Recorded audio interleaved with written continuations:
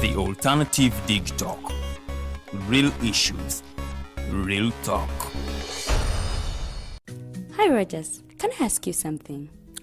Shoot. What does corruption mean? Well, summarily, corruption is abuse of public power for personal gain or for the benefit of a group to which one owes allegiance. For example, when a public office is abused by an official accepting or soliciting a bribe. By the way, private people can be corrupt too, like bribing police officers to escape fines. Okay. So exactly how does that concern me? Well, do you pay taxes? I guess, yeah. What does that have to do with this? Everything. Because those taxes you pay are supposed to facilitate services you use, like water, electricity, roads construction, medicines in hospitals, name it. Okay, that is much bigger than I thought. But it can be stopped, right? Well, yes it can, although it may not be as easy as it sounds. And here is the reason why. Corruption roots are grounded in our country's social, political, economic, bureaucratic traditions and policies. So, what has kept it going this long? I mean, why don't we stop it?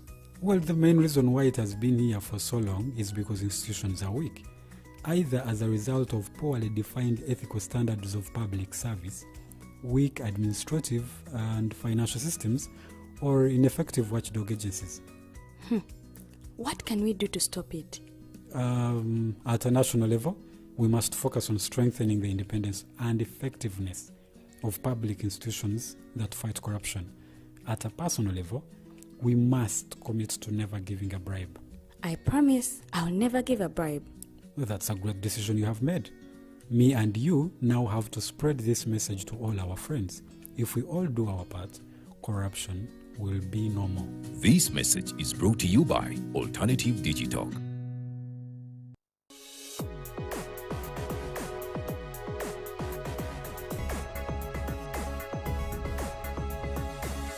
The Alternative Dig Talk.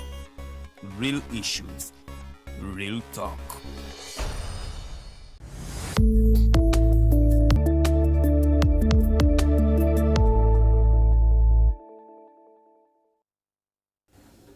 Good evening, Uganda, and a warm welcome to the Hotline Show. My name is Edgar Mathew Karuhanga. Today is a Monday, the 14th day of April. The year is 2025. I welcome you to this edition of the Hotline Show. It happens every Monday. We start from 7 to 9 p.m. having a conversation with Uganda. And I tell you that we have these conversations not to find fault or ridicule anybody, but to actually find viable solutions that will make Uganda and the world a better place. My name is Edgar Mathew Karuhanga, and on behalf of the Alternative Digital TV, I'm your show host this evening. Before I welcome our guests for today, allow me to take you through some of the news stories that are making rounds in Uganda and the rest of the globe. As we are speaking right now, the under-17 Uganda football players or Uganda Cranes are actually in the World Cup as we speak. They have already qualified for the 2025 Under-17 World Cup. This comes at a time when Uganda has never been to a World Cup competition, especially in the sport of football.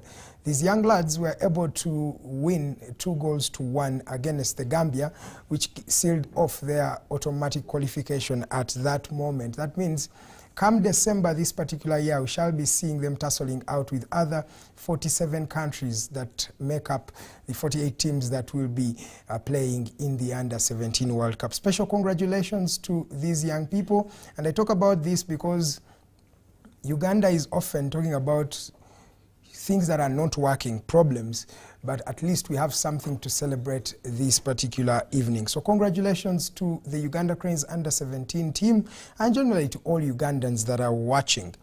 In the other news, the PFF has come out to claim that the Electoral Commission is actually not doing its job right. They say that for the last 8 months they've been trying to register the political party of the People's Front for Freedom, that is PFF, and an entity that broke away, you can say a group that broke away from the FDC mainstream political party and decided to start themselves a political party, and that is PFF. They say that all of the requirements that are needed to be able to sign as a political party. They have already given them to the Electoral Commission, but up to today, they have not been confirmed. This was through their spokesperson and MP for Kira municipality, that is Ibrahim Semujunganda, this morning as he was addressing the media. And still in the news is the meeting between Robert Chagulanyi Sentamu and who you may call nemesis, even though he says that he's not a nemesis, Mpuga. Yesterday at the Palm Sunday celebrations that is in Rubaga Cathedral, they were able to sit together, and this brings about a debate of does politics actually bring about enmity? We are in a country where some political players do not agree when you meet with some of the people they disagree with. This also comes at a time when the chairperson, self-proclaimed chairperson Nyazi, the head of mobilization right there at the National Unity Platform, requested his son, who's also the guild president of Makerere University, to actually apologize for meeting President Museveni, something that Sentamu Churchill refused to do, saying that he was doing his job, his official job as a student leader, especially at a university like Makerere. And then lastly, I'll talk about the 100 million that the president has come out last week to also comment on, and that is the topic of discussion this evening. Does Uganda's parliament stay steadfast? Is it still having its power as the legislative body? But also, what is the autonomy right now when 100 MPs, when 100 million has been disbursed to some of the legislators? There are some legislators that came out with a document, and they are noting their names. They are saying that they have not received. If you haven't received the 100 million and you're a legislator, you can register on that particular list of members of parliament. We shall see how that plays out this particular weekend. You're still watching the Hotline Show, and this is the Alternative Digitalk TV. My guests for this evening, one is a journalist and the others are politicians from different political parties. I'll start with Irumba Andrew, who is the CEO, The Spy, and he is an investigative journalist, and this evening he has just joined us. Then on my immediate left is a gentleman who's not new to this show, a panelist right here from the Uganda People's Congress, a president of one faction there. That is Honorable Joseph Ochieno. And last, definitely not least, on the extreme left is Ambassador retired Major Counsel Pollar Awich, who is the Director, External Affairs at the National Resistance Movement. You're most welcome, gentlemen. Thank you, sir. Thank you for hosting us. My pleasure. It's a privilege to be with you, candid gentlemen. I'll start with you, sir, Mr. Irumba. It's your first time here. As you give us your opening remarks, I want you to also comment on the story of Uganda qualifying for the Under-17 World Cup, something that we have not seen in this country. And what's your comment on this particular issue? First of all, I want to appreciate the interesting organization I've just seen right now. This is not my maiden show, although it is my maiden show in a new place. Okay. This is actually my second appearance. Wow. So I want to thank my brother, my comrade, Norman and his team. Yes, sir. Now, Uganda has never qualified for the World Cup Under-17. And now, this one comes handy because I have seen for the entire of last week, yes, sir. A lot of Ugandans have been attacking the current leadership of FUFA, Engineer Magogo, Moses Magogo, the Honorable. But Uganda, we have a problem. You know, whatever you achieve today, who you are today, you started from somewhere yesterday. The people who come and find you in this seat, they think they can also sit right now here and host this show. When you ask them, please, I have taken 10 years practicing what I'm doing now. And they don't want to go there to those 10 years. No, they just want to achieve right now. Yeah, we don't want the process. That's now the challenge with this current generation. If you look at football, what the Under-17 have just got right now is the result of a process. That process, no Ugandan wants to know. They actually are not paying attention to that process. They're only paying attention to the result right now. That's when people now start thinking, oh, there have been some people working in the background. When you look at the young people, the youth on social media today, when they're discussing challenges, not problems, challenges, they discuss the challenges that have started yesterday in their entire life. Like there has never been challenges. No, they have just started appearing in their time. Yet actually, our forefathers dealt with much more bigger challenges, and they were able to endure and win them. So this under-17 win should tell those young people that to every success, you don't just look at the failure here, the success, or the achievement of the success. You look at the processes. Appreciate people who are doing some good job. I have seen people accusing some football leaders here, especially the current president, oh, you have hiked the price for the ticket. Let me ask you, my brother. 5 years ago, the ticket was 20,000. Today, they have said it is 40,000. When you calculate 5 years ago, what 20 was buying then, can what 20 was buying then even buy 40 today? Can you use 40,000 to buy what 20 would buy yesteryears? The answer is no. The answer is no. Are you getting my point? Yes, I'm getting it. It does not equate to that. So, you want to give the success, so the cranes to the person of Magogo, who has been, in fact, he's the longest serving FIFA president, 12 years, and counting. And you've said some accusations, some that have been raised on him is that he has even closed the avenue for other people to try to compete with him. Even as we're speaking, there is nobody standing against him in the FIFA presidency. Well, that we can study it. But for the last 12 years, yes, we can see progress. We can see the football as a product of Uganda is on the rise. It's not on the decline. It's on the rise. Now, the competition within the leadership, that we can discuss. Right. Yeah, because we may accuse him for 12 years, but there is somebody who has been here for 40 years. So somebody saying, no, he's the best. Now, who changes the rules of engagement at FUFA? Is it the FUFA president, or it is the leadership? FUFA technical committee. Yes. So before you accuse him, let's find out who writes the constitution and who changes leadership. Let's start with that. Then we can now finally find out. But for me, the biggest issue here to pick is whether somebody has been in that leadership for 12 years or 2 years. Yes, sir. What's the trajectory? Okay. Are we going down or we are going high? My like answer is we are going high. Thank you. And so we need to appreciate that. Okay. That is Irumba Andrew, the CEO, the SPY, and it's an investigative body. Let me come to you, Honorable Joseph Ochieno.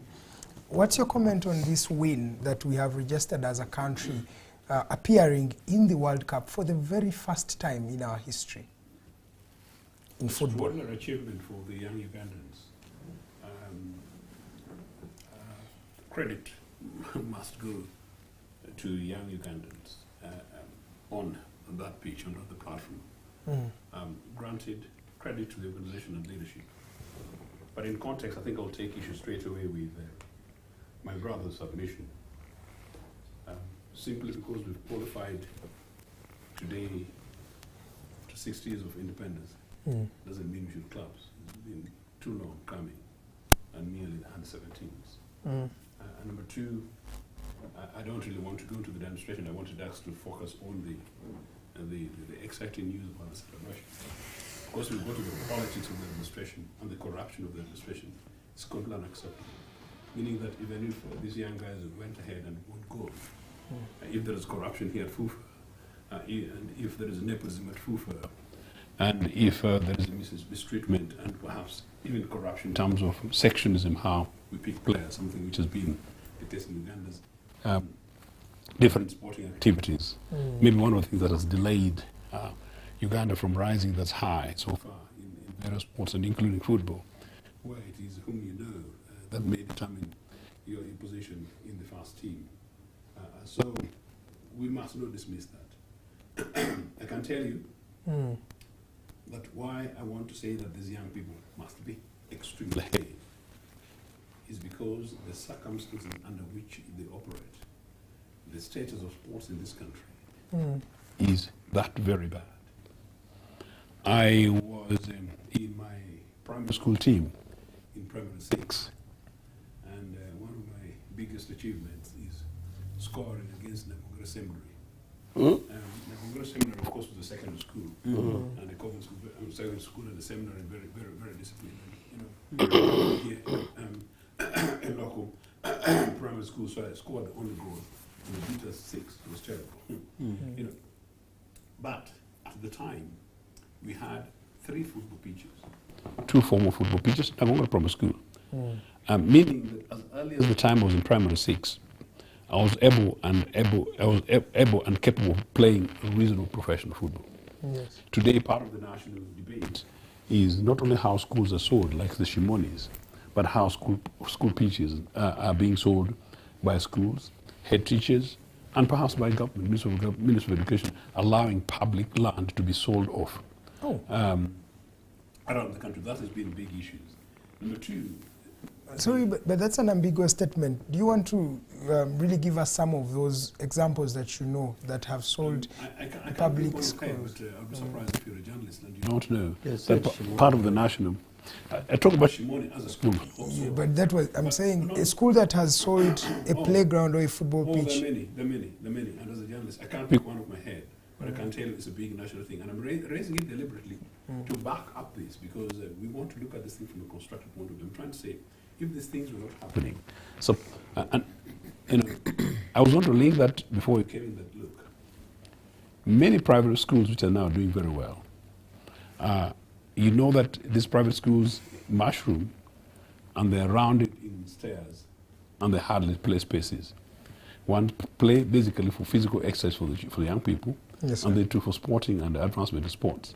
So meaning therefore that Ugandan educational systems, when therefore it comes to the places for charming youth for really the sporting activities, is actually quite limited. And that's what I'm trying to say, that this success must be seen against that background.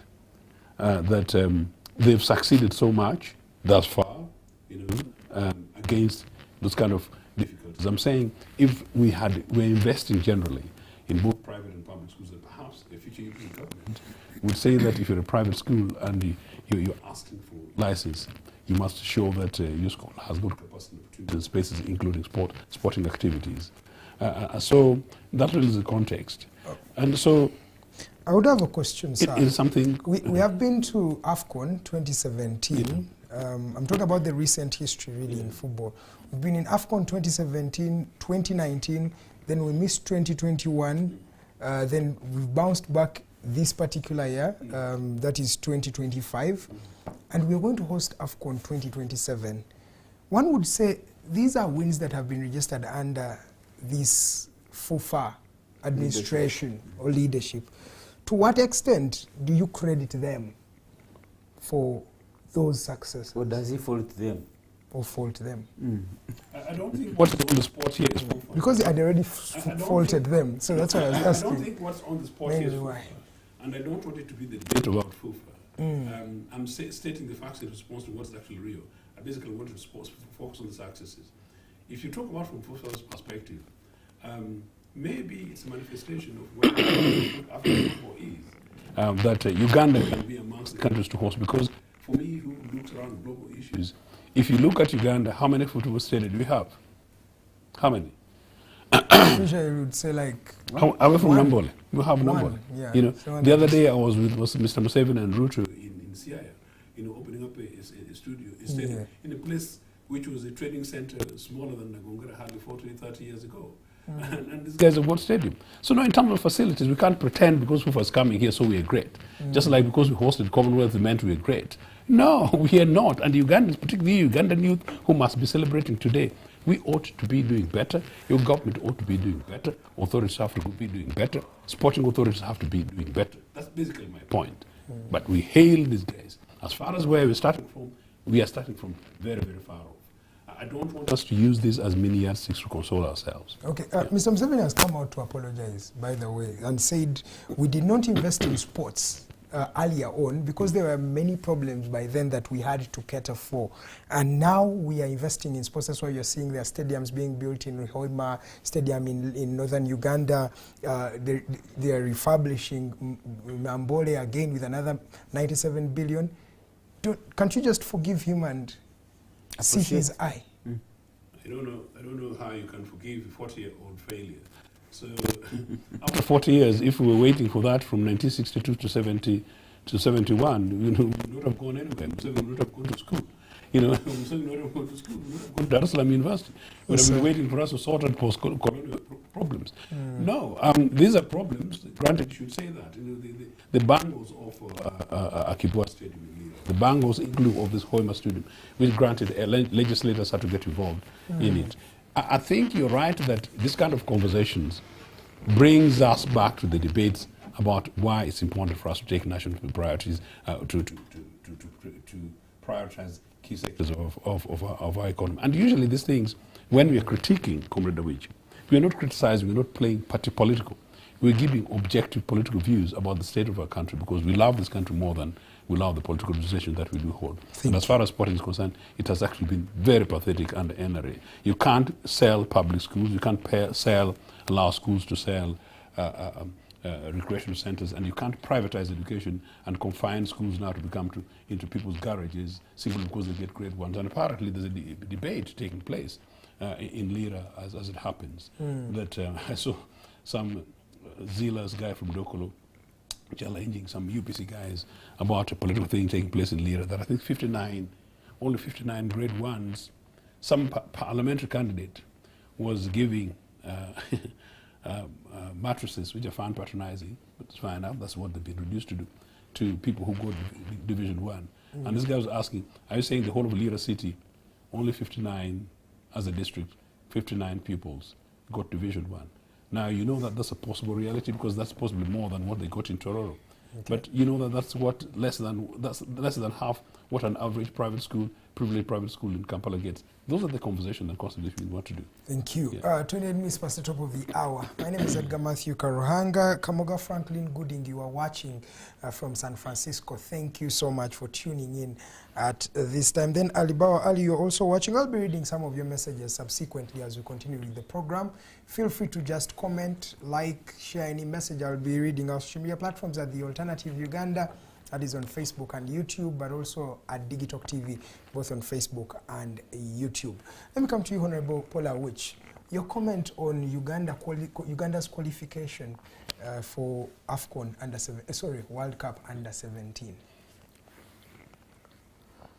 My comment is that it's fantastic. It's good news. Yeah, it is. But let me take this opportunity to thank you, Karuhanga. Today you are extremely smart. Thank you, sir. Extremely smart today. I don't know. So are you saying I'm the subject?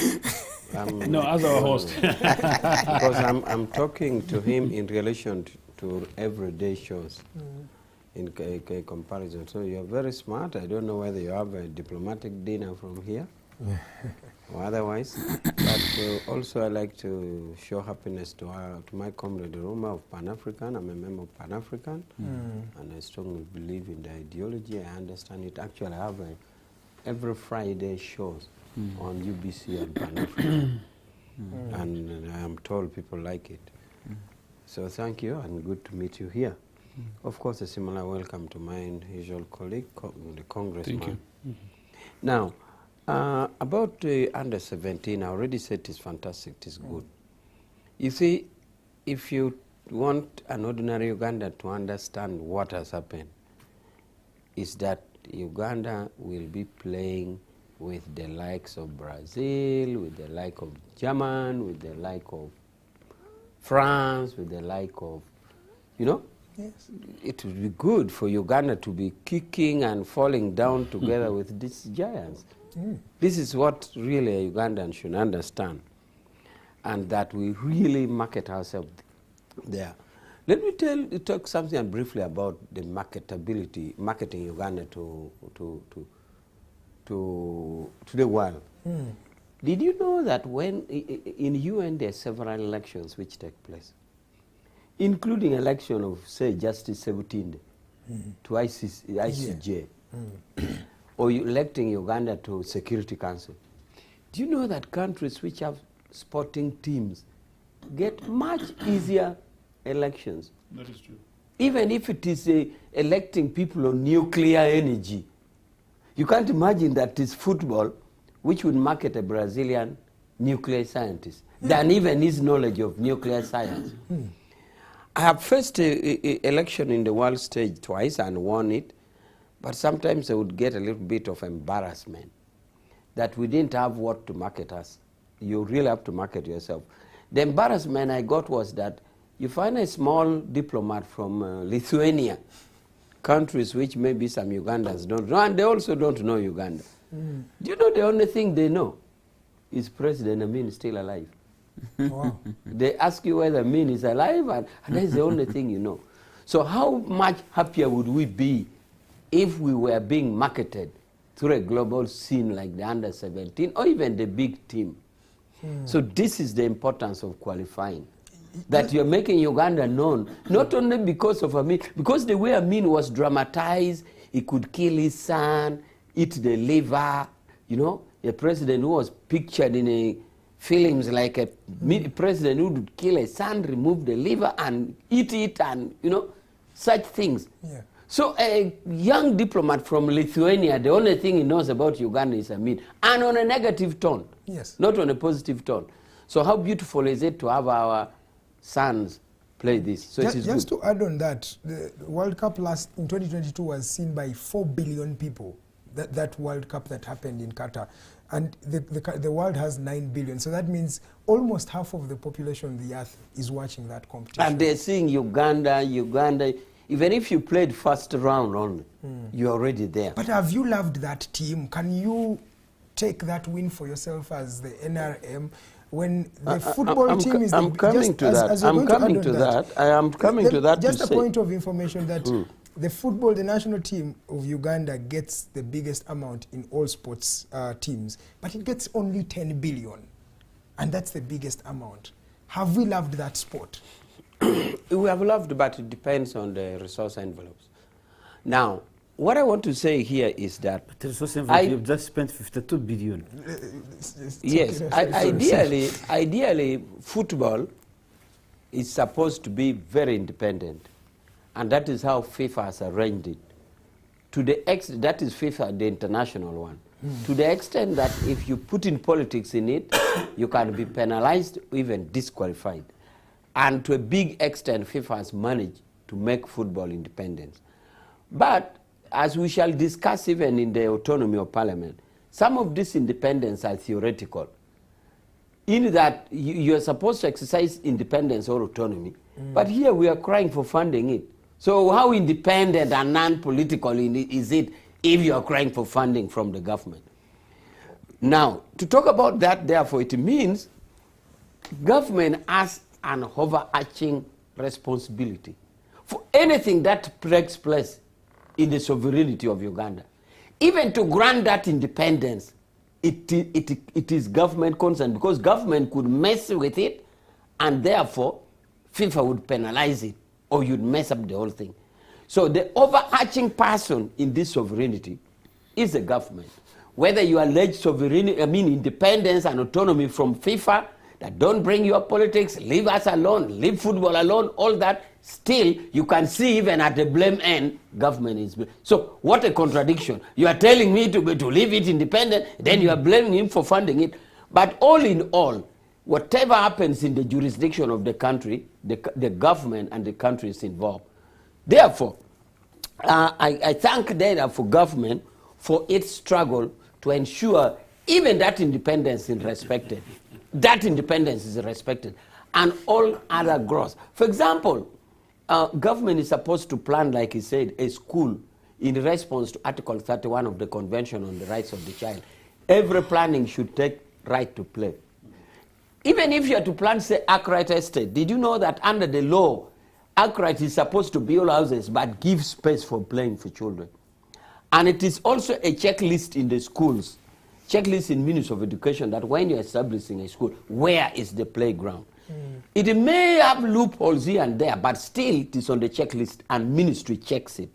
And once you do that, therefore, you are putting, first of all, school authorities on alert, and secondly, even if you enforce it to 70%, that is itself an achievement.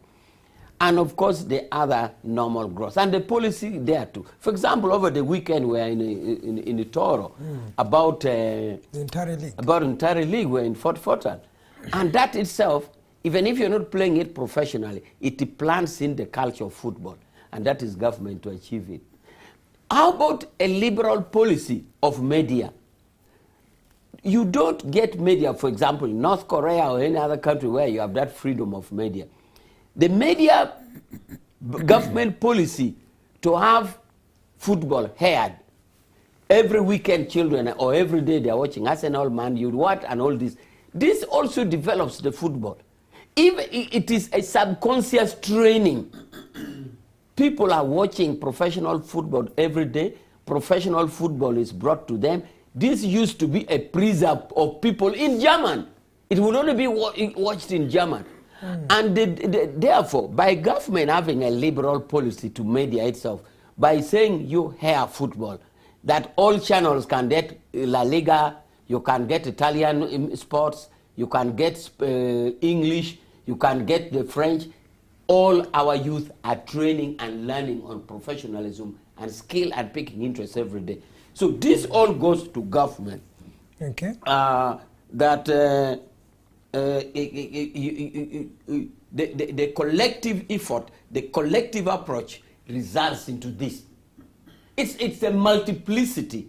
Okay. And sometimes the government role is not seen. But I can assure you, nothing happens within the jurisdiction of the country without government. If you want to know when there's a failure, blame goes to government. Yes. When there's success, it goes to a non-person. I've given an example here and again, that if there's a fighting in a moro between in a place called a pa, between the Mahdi and the Acholi, government has failed. But when Banyoro and Batoro are living peacefully, government has not succeeded. So government only fails where there's fighting. Did you have to bring Batoro because I'm here? Yeah. So it's okay. All this, yes, sir. Remember, finally, that even after it has taken all this long that the congressman is saying after 40 years, there are some big European countries that have never qualified for this. Austria, you could find it. Austria has been there. It has been in the World Cup. It's okay. For example. So it's not easy goal that you qualify. Okay. I'm going to come to you, Honorable Joseph Ochieno, to just comment on what he's saying. But there is a survey I've made personally from the ghettos where we really come from. It's either this young man is a bowler, a boxer, or a musician. But these young people, most of them are unemployed.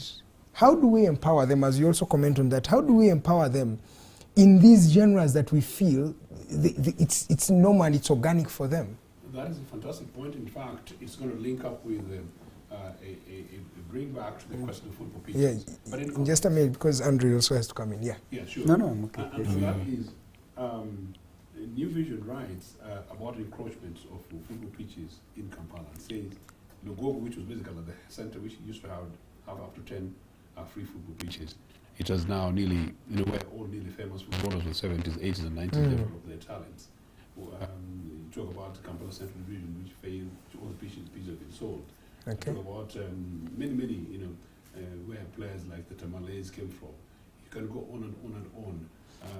And this is something that is happening in our house. So these are very real things. And we're saying that, well, we use this positive news to re-emphasize and for us to review, to do better. But most importantly, Comrade Awich is right about the contemporaneity of football. That many of these young guys, get these inspirations broadly, thanks actually to social media. Comrade Awich wants to put it on government. But fair enough. Because of this madness these days about Arsenal, Man U, and things like that, young people genuinely, and the proliferation of the media, 24-hour media, including social media, many people watch these things on social media, People are getting motivated, people are getting pushed. But the ghetto element is linked to this. traditionally, historical times, away from football pitches in schools, the ones in the Logogos and in Tororos and these public spaces is where these young, what you say, ghetto unemployed guys would go. And they used to be football teams. And actually some of the communities these days are trying to revive these things among themselves. But these are supposed to be under Ministry of Culture and Community Development. And the UPC government sports was agriculture and community development. And there is investments for it. And that is ideally what it should be. Because one would say, if Uganda had a Lionel Messi here, would we even produce a We wouldn't know. That's one of the things I was trying to say much earlier, that we needed to be careful, look at the leadership of these things and how these things work. The processes really is to create an environment in which rural children in Tundum who don't go to school have got access to places, and that educational institutions use these things and they play football competitions in primary schools, secondary schools, and across regions. And what took me to Gulu for the first time in 1984, where I passed and we narrowly escaped NRA bombs in Bomba, I think I've told the program. Yes. Where the vehicle after our bus was bombed. We're going to go for the second post all secondary schools athletics championship, for which I was vice captain, and and it was actually Kampala all schools, and it was bringing together not only institutions but actually bringing us a national culture and the competition. And it is something which is extremely important. Should be should be encouraged, but government needs to be able to invest in that. Okay. Ghetto. Can I say something about ghetto? Yes, sir. Now, I think your question was, why is it that some sports young guys come from the ghetto, and would Uganda manage that? You see, the ghetto phenomenon is like you find in a country like France, you have many black players. It's simply because, first of all, football is a physical game. It needs strength and ability. That is why you find people like Zidane was disqualified from the Algerian team because he was underweight. Because the coach saw that physicality was good. Zidane was disqualified. He was supposed to play for Algeria. So when he was disqualified, someone went in France, and the French coach said, well, small as you are, let's try. Okay. And the man became a... Zinedine Zidane. Yes. Yeah. So that shows you the physicality. The man who headed somebody yes. out of World Cup. The game, football itself is physical. Two, it is marital. You can see the merits openly. So you can't favor anybody. I'm saying, but with knowing all that, have we empowered those ghetto youth to be able to play at the biggest stage? Even in music. To clear to our viewers. I'm not talking to you, I'm talking to our viewers. I am, my viewers. He's asking about the viewers. So I am saying, when you ask us a question, you ask us a question to explain to viewers. I don't think most of this question is for your consumption. Let me be clear on that. When you ask me or you ask the congressman a question, you're asking is to direct us to explain to our viewers. So I am saying to the viewers that the ghetto, the football is a physical game. Two, is a game that warrants merit. So you won't put your brother or your cousin if it doesn't qualify. If you do it, you spoil it. So as to how we now, and that is why in many places, even in America, in France, even if you didn't want that person, it will be in the team. Whether you hate it for race, for anything, for whatever, it will come because it's a game of merit. Now, that is first step. Second step is as to how, as a country, we can pick from our ghetto, is a system that I think should have been now embedded in the Magogo policy. You see, there are so many layers of football now. There are very many layers. There is an action plan for the development of football in Uganda, which has been developed and presumably should be financed. Now, part of that action plan to develop football, it includes how the identification of the youth in the ghetto. We are praying that they stop being from papers and actually we see them practically in the ghetto. But I have a couple of people watching. Namirembe Angela, thank you so much for watching. Tale Lud Mwesige Joram from Kienjojo, Honorable Francis Zakebtebi, Stella Nyanzi, Henry Mangeni, Mukasa, Godfrey Mwebaza, Michael Kavazguruka, thank you so much for watching. Naluima Nina, you said let Comrade Awich respond on the pork barrel politics in Parliament. This is MPs have taken 100M and the Commission 500M. He will be talking about that later. But let's continue on to the next story. We have these days a phenomenon of politicians not agreeing with each other. Yesterday, at the Palm Sunday, we saw Robert Chagulanyi Sentamu sitting with Mpuga, someone that he's agreed with over the 500 million, as Naluima was here noting down. My question also comes from a point where in the recent past we have seen the head of mobilization at the National Unity Platform ordering or requesting his son to actually apologize or even resign for meeting the president. And the son came out to say, that is Sentamu Churchill, who is the guild president of Makerere, said he cannot refuse to meet the head of state. He is a student and a student leader and is entitled to actually be there. Now my question is, how does this work out? A politics of not even meeting each other. We've heard of claims where when an opposition leader meets President Museveni, they are dubbed corrupt, they are dubbed thieves. How do we remove, or is this actually a culture that is bad? I'll start with you, Honorable Awich, from the extreme end. And this I'm starting with you because President Museveni, meeting President Museveni, the opposition feels that you have done something very wrong. You have betrayed the country. Exactly, that's the word to use, sir.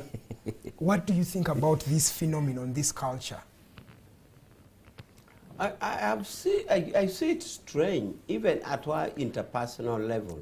I've tended to see that sentiment, which I think is wrong. For example, me, as Major Wich and a director at the NRM Secretariat, I have no fear meeting people of different views. And that's why Congressman is my best friend. I meet people from opposition, even if they came to office. Somehow I think the idea that you shouldn't meet is occasioned by a factor like a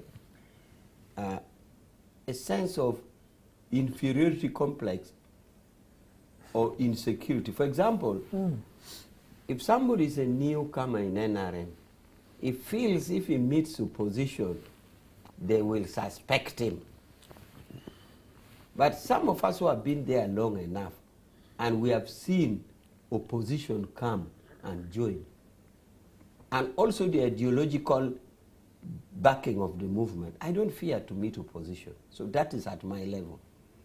But somebody who possibly joined yesterday and is really serious, he thinks that when he meets opposition, what are you doing?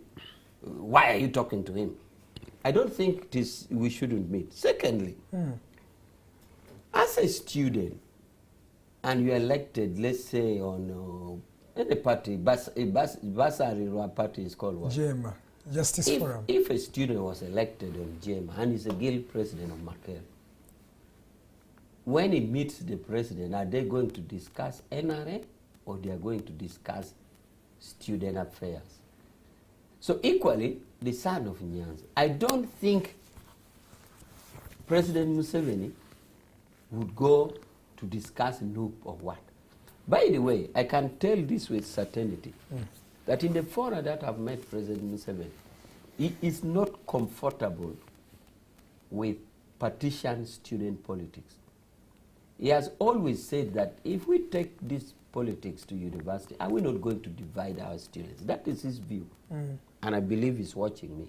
But he has generally never liked multi-party politics, you can say. He likes multi-party politics, and that is why we form our party. For example, he's not excited. He's not excited about taking NRM to universities, this and that. About that. But then other party members argue that, Your Excellency, if you don't go, other parties are going. So what are you going to do? But for him, he thinks so. So I don't think Museveni would even bother. He would know as a fact that this girl president is Noop, is the son of so and so. That is all. So a student leader meeting a president, whether he was elected on UPC or JEMA, to me is not an issue. But you're talking at a bigger aspect, that should people of different views not meet? Why? We should meet. If anything, how then are we going to crystallize and get a solution of the country? Remember, getting a solution of the country is this intercourse. You say your view, I say my view. You say your view, I say my view. Eventually, it crystallizes to something. Even to the viewers who is watching, is benefiting, that is seeing both views. So we should actually encourage a lot of meeting between people or among people with different views. Your party and your party leader is notorious for compromising the opposition leaders he meets. The Speaker of Parliament we have today was in the opposition. Even the Deputy Speaker of Parliament was in the opposition.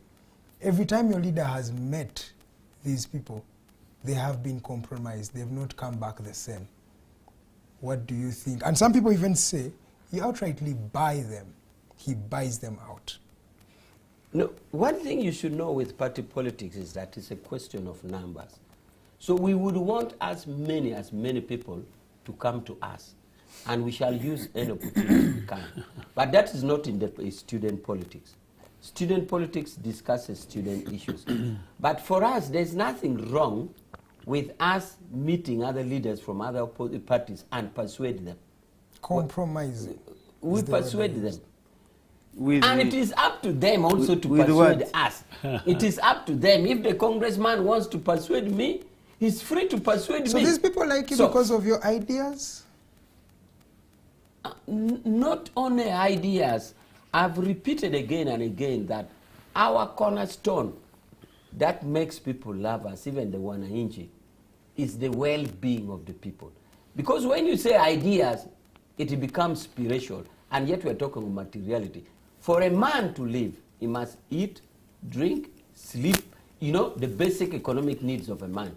And that is what NRM ideology is geared to, addressing those needs. And that's why we go for PDM and all this and all that, because we address. So if you regard it to ideas, it lacks the materiality. So they love us not because of only ideas, but how our ideas is grounded on the material well-being of a person. And this is not necessarily to buy, but the mass approach to the ordinary people. The mass approach, I always say, to the ordinary people. Therefore, I still insist that for NRM members who feel insecure sharing views with opposition, they should drop it. The ideology of NRM is free thinking, free thought. Meet your colleagues, convince them to join NRM. NRM is about you. Regardless of the ranking of the person you are calling. I can convince a congressman to join. Okay. He can also try to convince me. Impossible. You recently convinced more than 10 MPs than they joined you. Let me come to Yes, Mr. I've just Irumba. succeeded in Achole by 11. Okay. I've got 11 from I've Achole. even lessened your number. Mr. Irumba, what do you think about this issue of not talking to your political opponent? I think, first of all, our politics in Uganda and Africa, not politics. Yes, sir. Politics. We have never practiced politics in Uganda and most parts of Africa. Just a few countries in Africa that practice real politics, because politics must be the science of managing people and their needs. You take care of the people. In Africa, it is the people that take care of the leader. So that's not politics. But the bigger context for me is we must metamorphose, we must grow. Everybody here in the world admires how America treats their former presidents. You saw recently, even in Trump, is so much agitated with Biden and Obama. You saw how, I think you saw Trump's reaction towards Biden and Obama. He's the kind of guy who can fit in Ugandan politics. But in America, he's compelled. to treat former presidents in a certain way. That's why you saw all of them at his inauguration. You get it?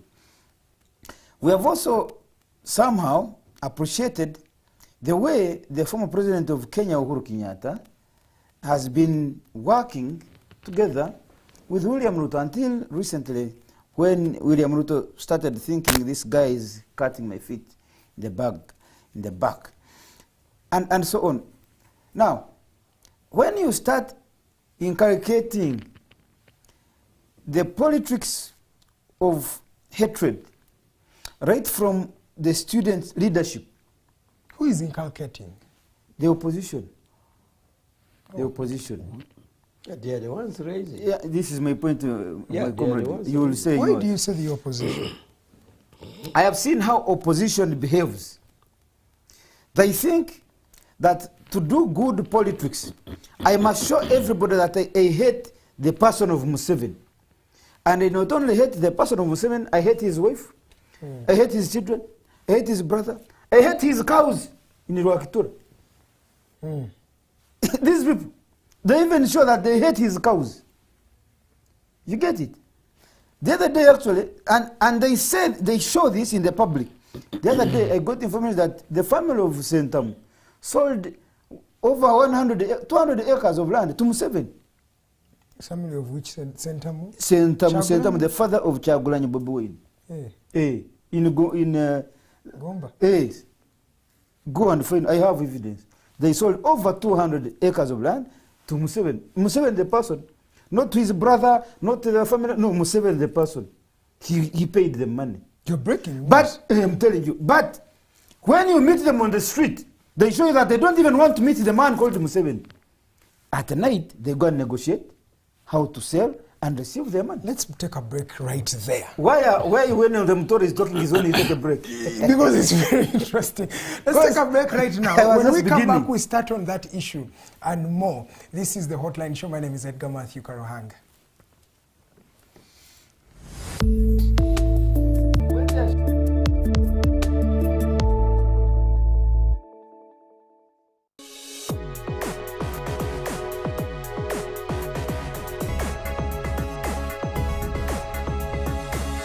The Alternative Dig Talk. Real issues, real talk. Hi, Rogers. Can I ask you something? Shoot. What does corruption mean? Well, summarily, corruption is abuse of public power for personal gain or for the benefit of a group to which one owes allegiance.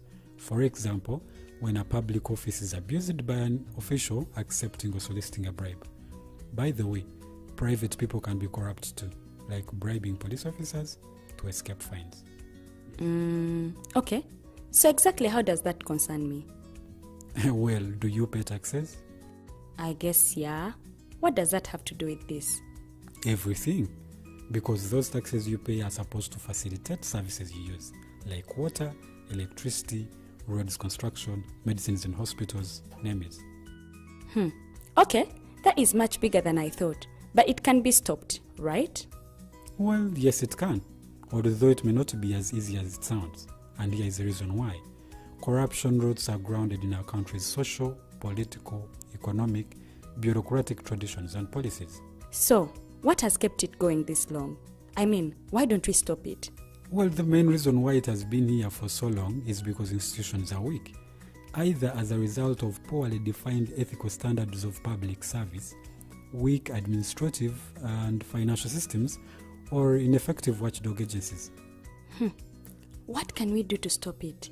At a national level, we must focus on strengthening the independence and effectiveness of public institutions that fight corruption. At a personal level, we must commit to never giving a bribe. I promise I'll never give a bribe. Well, that's a great decision you have made. Me and you now have to spread this message to all our friends. If we all do our part, corruption will be normal. This message is brought to you by Alternative Digital.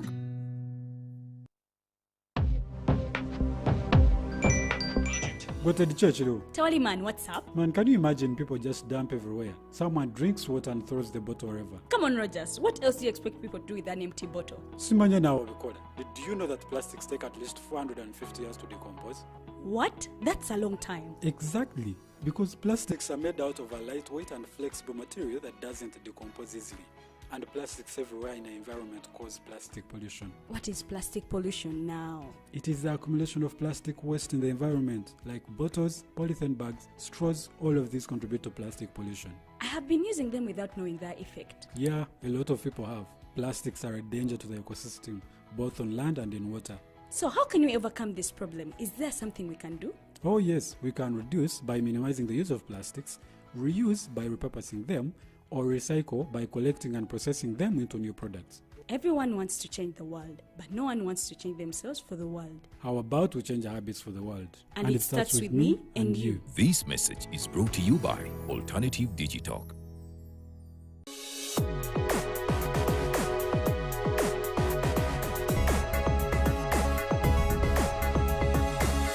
The Alternative Dig Talk. Real issues, real talk.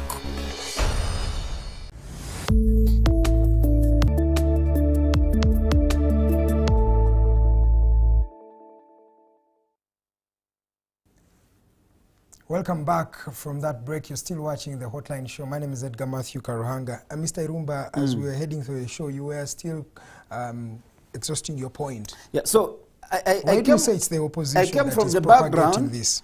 I came from the background. My argument was from the background that we must be cognizant of the fact that there is only one humanity. You may belong to UPC, I belong to NRM, the other one belongs to JMAT. We have disagreements in our thinking, but when it comes to inculcating, training the young generation to begin hating now, basically started disagreeing with Museveni when he was now mature enough. He had even, I think, amassed enough wealth. He had even married his wife, they had had children, they had bought some land, they had built. Same applies to Bob Wine started officially to disagree openly with this regime after he had gotten something in Magere. You get it? Yes. You can talk about all of those people today in opposition. It is so wrong. At the very beginning of the light of Churchill, that you, his father, you come and want to put the light out. By saying, please, never sit with that dictator, never even listen to him. Mr. Irumba, he's saying it from a perspective of actually, I love you, I don't want you to meet him to compromise you. According to his track record, he has compromised a couple of them. Who told the Nyanzi that Museveni was a bad man? It is himself. He found it himself. He was chairman NRM in Kamucha. After working a long time with him, he made his decision as an old man this time. Okay. Nobody told Nyanzi when he was younger that don't deal with Museveni. Actually, he wouldn't even have allowed you. Okay. Now, same applies. As you conclude. Same applies to Churchill. Churchill, being the guild president of Makerere, the biggest university in Uganda and in Africa probably, he has the brain to differentiate between good leader and bad leader. Thank you. Give him the chance. My brother, Yes, sir. Makerere University is a combination of many political affiliations, religious affiliations, socio-economic affiliations. When you are the guild president of Makerere, you are not the guild president of NUP, you are not the guild president of UPC, you are the guild president of all students at Makerere University. Thank you. Thank you. Mr. Ochieno, on that particular issue, what do you think? You know, it's really, really sad, but I've also had a bit of mixes here, and I need to just clear the air. One is that this acidic politics that is being experienced in Uganda today is not the politics I know. It's not the politics I joined. It's not the politics I preach. It's not the politics I practice. And Edgar-U, plus many young people who've met me and who and a right to know that that's not the politics I represent in any case is politics I'm attempting that we should dump them in the dustbins of wherever they may have come from. Number two, that actually that is not Ugandan politics. And for Mr. Irumba, this country was once upon civil. Pre-independence, this country was very civil. Our leaders across the political divide and the different nationalities and identities with very major conflicting interests were able to have conversations and negotiations that leading to independence and constitutions, and up to and including resolving major issues, including the question of the lost counties and others, notwithstanding that conflict still arose. We went to independence and were even able to, as my party, Uganda People's Congress, recognizing that there were three political parties at play and that we needed to come together and form a consensus government for DP, KY and UPC together, and share in terms of thinking, share in terms of the opportunities that avail, but make sure that we build for the country. Okay. That must be put in the record in context. DP, for some very strange, unfortunate reasons, refused. DP did not refuse because they didn't want UPC. Ironically, DP refused because they couldn't stand KY. That again, for the record, must be put on there. We ended up with a coalition government with KY, not because we couldn't form a working government. We would have had a minority government, small working majority government, a struggle, but we could form a government. We did so in national interest. KY is a chauvinist political organization, in fact quite radically to the right wing of polity. UPC, progressive left political party and organization, we worked together and formed a government. And had it not been for some talking for a lot now, maybe had both parties looked at Uganda more, that coalition would have stayed, but even then it delivered for us quite firmly. So how did we get here because of time? I'm giving you context. Yeah, because of time, sir. It's very important for the context of the topic, because I would rather do that and then not go very far with this conversation.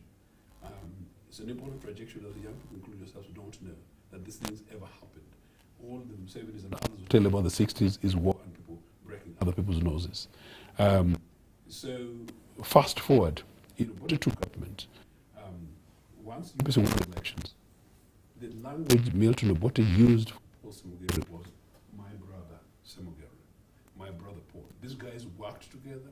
These guys, although DP was not cooperating, the hand of friendship and leadership was offered by the president, continuously in parliament and everything, including inviting him for emergency meetings over Luwero.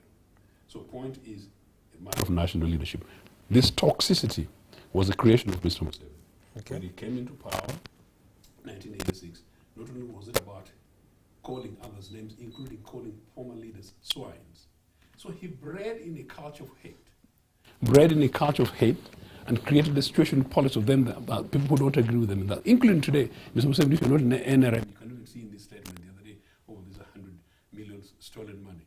Cause them, people who don't agree with us. So it's really at the heart of national leadership. He's working with people that you may claim he does not agree. He's working with Akena.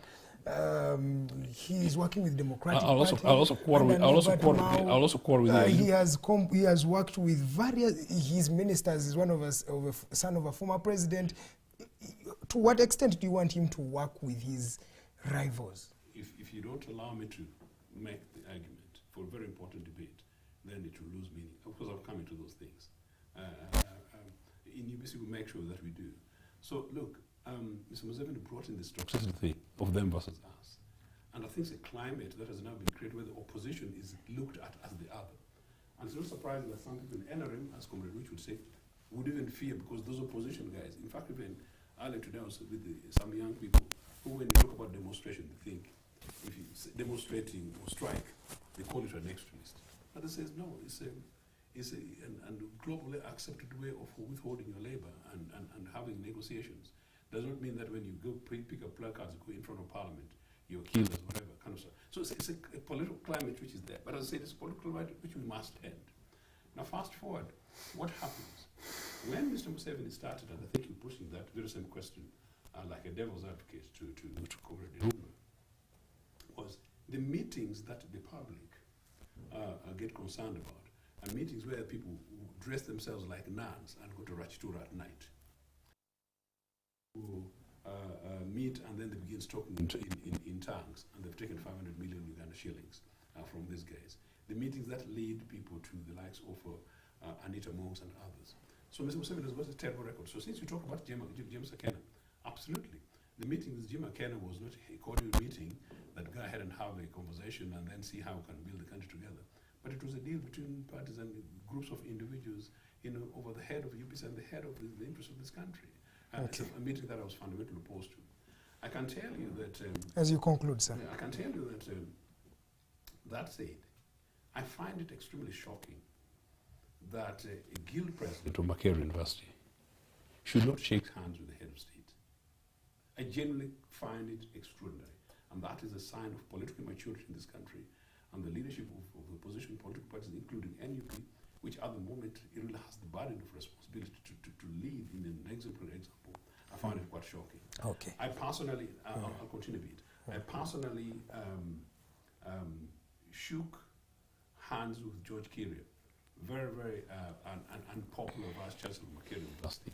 I was made as the student leader to welcome him as the new Vice Chancellor of Makerere University when he replaced Professor Savio Wandira. And there was nothing positive about it. Students were really, really struggling, complaining that why had Museveni replaced Wandira with George Kiria, but I did. Okay. So how that does not happen, I don't know. And then finally, the Mpuga thing. Maybe it's also a bit of a media hype. This is in Rubaga Cathedral. It's a Kabaka thing. Mpuga is a leader. Chagulanyi is the leader. I saw some other individuals. I could have been there myself. And if I was there, almost certainly would have sat with them on the same row or the next row. Okay. Why wouldn't they talk? In any case, to be fair to people who need to know, it does not necessarily mean that these guys have changed their views. But it's public decorum, it's order, organization. Thank you. Chagulanyi, after that, someone said that they don't disagree as people, but they're disagreeing on issues that are standing. Now let's move on to the next discussion, which is the 100 million that has been dished out. Can you just give me 1 30 seconds? Please, 30 seconds, yes, I please. think I'll please you on this one. When Besigye, and this for the record, when the Besigyes walked out in Bali on an event with organized, I think, by the Anglican Church, and Museveni came in and the Besigyes walked out. Maybe you're not yet practicing journalism. I don't know whether you remember. It's about 10 years ago. I remember. I was somewhere in London, and I think I even wrote about it. I remember. I was extremely disappointed with the case of Besigye, and I think I wrote about it. Because he was the leader of the official opposition. He was being hosted by the church. It was a public event. He was really the voice of the mainstream alternative government. I personally believed that he did not need to lead the walking out. Okay. I personally believe that people like Nandala, Mafabi, and other lieutenants, you can even art design these things. I'm just teaching young guys leadership. You can art design things. You don't have to do. You must be the exemplary leader. Thank you. Biancy Daniel Bright, people must communicate, never block all the channels of communication, even during war. Brooke Williams Chikomeko, thank you so much for watching. I'll be reading more of your messages. Now, let's go to the question that was asked by Naluiman Nina. She called you comrade, by the way, Honorable Awich. And what do you think about the 100 million that was given to members of parliament? And since you are close to power, one would say, why were they given the 100 million? The person who called me comrade is a lady, right? Yes. Yeah. And for her to call me a comrade is hand. I have handed. Why? Because she sees my civility. Okay? The control of excitement, being a person from the ruling party, I control the excitement, I'm civil. So that title doesn't come for nothing. I earned it because of my civil, cool nature. Yes, sir. Two, you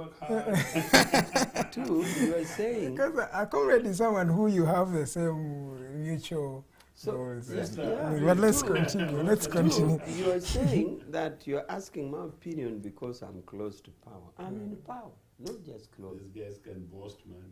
I'm in power, not just close. He's not boasting. He's the director, external affairs. You see, Karuhanga, Yes, sir. I'm in power in that the people vote for the party. It is the party which has the manifesto. We take it to the people. UPC take it. DP, every party takes. Now, it is on the strength of our party manifesto that they vote for us. Okay. Then when they vote a party forms government. You're very aware that if Nup had won, Otafire would not be a minister of internal affairs. Otafire is there because we won. Now, this generates from Article 1 of the Constitution. It says power belongs to the people. Okay. Now, let me explain. I will answer your question. Power belongs to the people. Now, the people give that power to the party because of the manifesto. So the party and the government is the party is the principal, government is the agent. Now, people who work in government are given contract, like KCCA, 5 years or 10 years or so.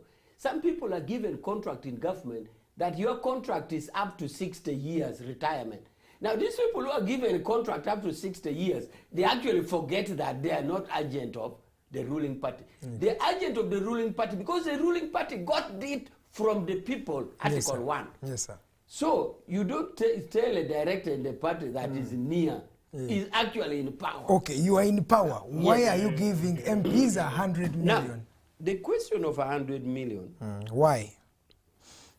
why is already, it's the job is actually easy for me because the president wrote a letter and he circulated it in, as usual, he starts by greeting the grandchildren in Luganda, what you call in Luganda, grandchildren. Now, in parliament, there are two sources of funding, which was clearly shown when the commissioners got money and they went to court. Somebody went to court. Court said Parliament was right to appropriate that money. It was appropriated well. Only that Parliament faulted the accounting officer, that the procedure of the accounting officer was wrong. So therefore, money that goes to Parliament can be either an appropriation by Parliament itself, or in this case, it's a giving from the president. The question now should be, what source of funding did the president have? Did he sell his cows, or did he get from a vote? The president explained that he got it from a vote called classified. And he says the role of classified is to buy equipments that may not be disclosed publicly, but also that money is used to bring peace in whatever way. So he said it gave to the MPs for peaceful purposes. Because as a head of state... What do you mean peaceful purposes? Define peaceful purposes, please. You see, these are legislators who come to the National Assembly because not all the 46 or 45 million people cannot be in that assembly. That is why it is called a National Assembly. So we only go to that assembly through our representatives.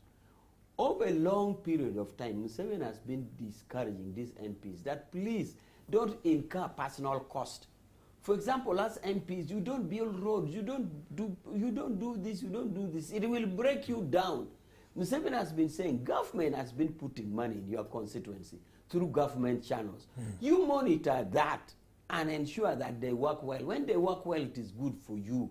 But some MPs go out of their way, give money. In the process, they become broke. Now, when they are broke as leaders, these are the people in the National Assembly, it will result into lack of peace. The challenges that they have, running away from the house because they got You use the word broke. They are broke. These servants or these government employees are some of the highest, the most paid employees. They receive more than $10,000 every month. That's an approximate of around 37 million. How broke can they be? I have just explained how broke, because the president has repeatedly warned them not to do things that is way outside their mandate. So that is what has made them broke. But he is using my money and Irumba's money and your money to solve the problems of MPs, is that something that should be done by a leader? Now, when these MPs get involved in activities way outside their mandate, buying ambulance, you have seen nearly every MP buying ambulance, maintaining those ambulances, buying, some of them say put in fuel, but maintaining the tires, the services, the breakdown, do all this, paying school fees for others, going for battle. Now, this is what makes them broke. This is what eats the $10,000. Now, over time. But is that their role? No, but my question, how That's is it what my I'm saying, problem? the president has been how is discouraged. it my problem, Mr. Awich? How is it my problem that they are taking out loans, that they are buying these things? How is it my problem that you have to give over 50 billion to them? It's not your problem. It's the president's problem. No. It is not your problem. Thank you, thank you. See, Thank you. Because that's my money. Because the money has already been appropriated by Parliament for the use of the president. Let me So, just stop here. It can't be your problem. It is now the president who should be complaining that my money appropriated to me my money is being misused. my money, it's Yes, crazy. appropriated for my Let me come to operation. Mr. Irumba. It is my money for my operation. Let me bring in It's Mr. been eaten by Irumba. other people. Yes, Mr. Irumba. My elder, both in Pan-Africans and by age, I respect him.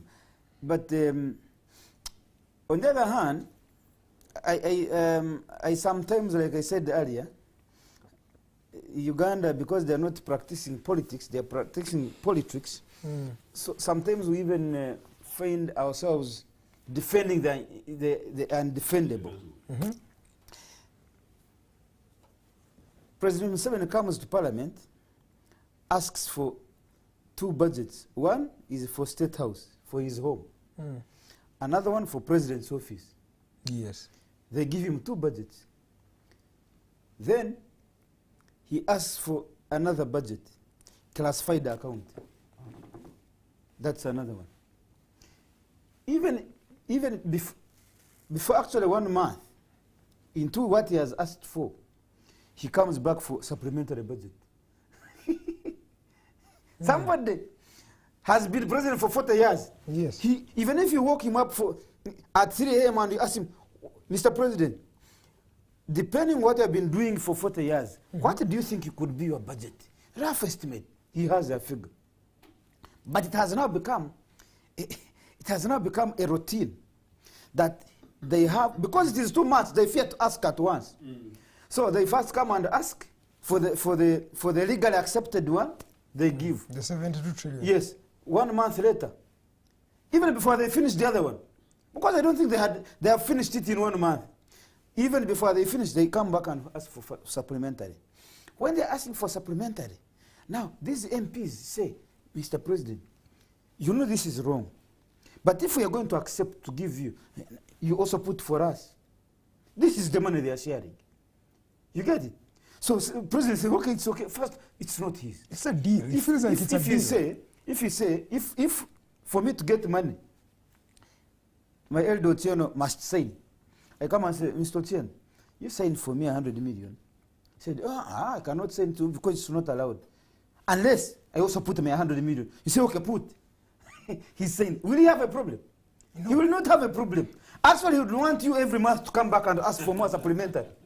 Because every month he's assured of 100 million. Then that means so these now, are deals now. Yeah. So now, my elder brother, Captain Awich Pollar, with all due respect. Major Awich. Sorry, Major. Yes. There are certain things that make us look very, I don't want to use wrong words, he's my elder. But we look funny. We look funny. There are things that we cannot defend. Major Awich Pollar, I don't think, I have known him for a long time. He's a fine guy. I don't think he should defend. No, but he has also given his reasons. What do you think about his reasons? Do not count. First of all, the president did not deny that this was not corruption. No, his own argument was, if you, Chivumbi, Mwanga, you are saying this is corruption, 100 million. What about you who is taking LGBTQ money? If you go to court and they say, comrade, you have stolen. Because of LGBTQ. Comrade, you have stolen money. Do you how do you plead? Do you plead guilty or not guilty? You say, I am guilty, but even Ochieno stole. Are you saying that? Oh, because Are you saying that the judge is going to say, okay, please, you are off the hook, you and your Ochieno, because now you stole too, I can't imprison both of you. You can go. Is that the argument? So the president has actually said, yes, it is true, but there are also other people doing other things.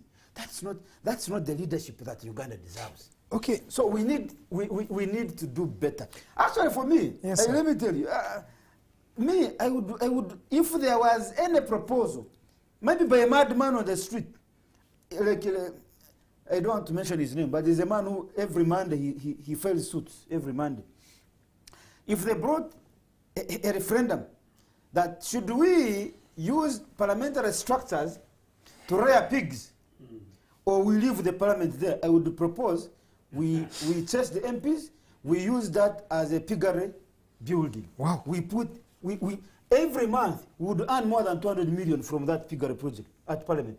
Instead, we are losing over 400 billion every week. That's why I was going to come to that. Mr. Irumba, when you pick a member of parliament, we assume this is the best among Yes. those people, right? Unfortunately, we Let pick the worst. me just that finish. is the scary Then, bit, yes. how does a house of more than 500 MPs come together to pass such deals? And what does that speak of these people? Because and Uganda, because these are reflections of who we are. Because we choose the worst every 5 years. We choose the worst. Why? Why? Well, I don't know. But that's the, you see, when you go to he has told you. You can imagine the arguments. Major Pollar has told you that president has been advising MPs to stop doing things that are not supposed to be theirs.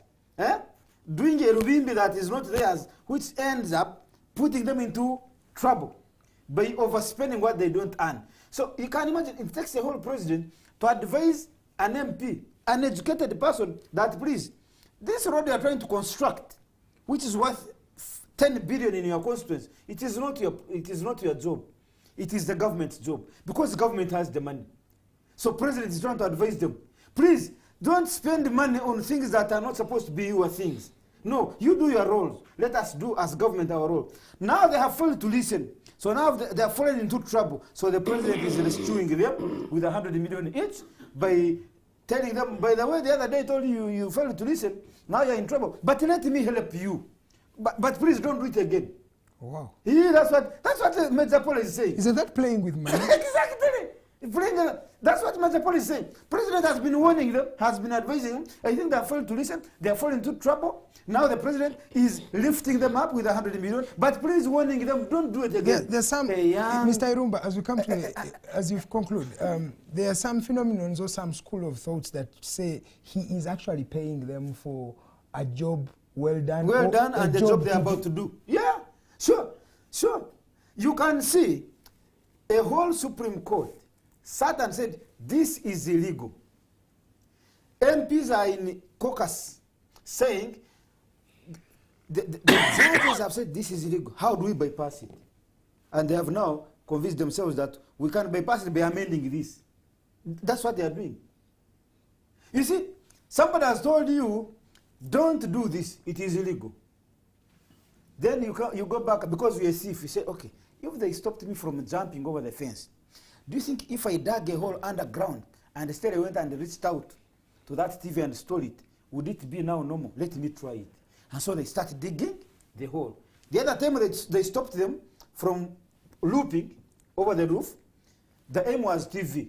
Now they are saying, okay, I think the problems of these judges were us looping over the roof. Now let us dig and pass underground. But the aim is what? Wow.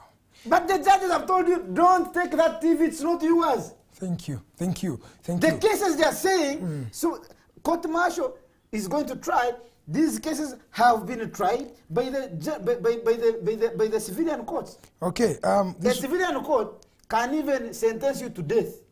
Is there any bigger sentence that military court martial can do other than that? Is it there? See, so what is the problem?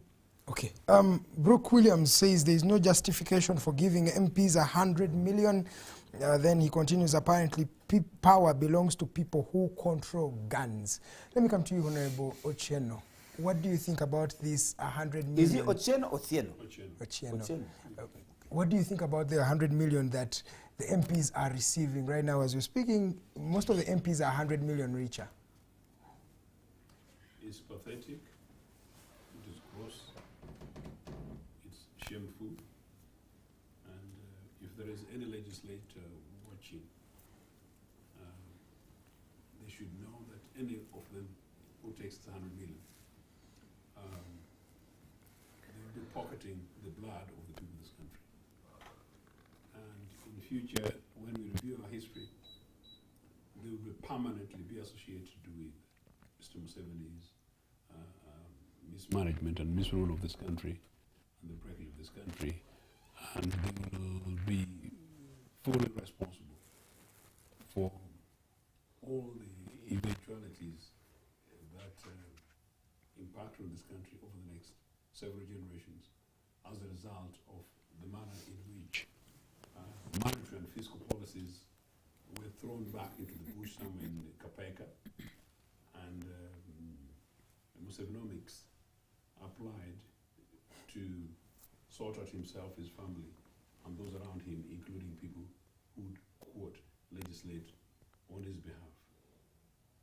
I was trying to develop this as a matter of culture, my Charlie, when I was saying that this is a leadership issue. Yes, sir. The way Mr. Museveni has behaved on this, since independence, you cannot relate any head of state, not even the one we like to call the worst in Idi Amin. At no time the Amin have done anything, so selfish, so crude, so anti-Ugandan, so arrogant, Mr. Museveni has done, particularly this. And I'll say why. If you consider everything else that he did, the age limits and all those other things that is done, the money that is bought to these guys, and some of these others that he gives to these people who go dressing like nuns to his places, and to those that is given to Pineti, those to Sudhi, those that is given to this funny woman in a chole over sugar, all of them are Ugandans, Atiak and Turoko. This one here, Mr. Museveni comes and openly, proudly, and excessively arrogantly says that you Chivumba, Mwanga Chivumbas, keep quiet. We from NASA from 1971 to 87 worked for nothing. Who told Museveni and these from NASA guys to work for anybody in Uganda? And if they can show us any evidence of work they did for Ugandans, I don't know. What I know of a section of Fronaza genuinely contributed and participated in the 1979 Liberation War. That is true. But any of their league, and the league that was about Fronaza League for a Fronaza agenda rather than a nationalist agenda, I reject that. So Ugandans haven't. Nobody sent Museveni to Luwero. Nobody sent Museveni to Luwero. And since Museveni came from Luwero, there is nothing Museveni can show.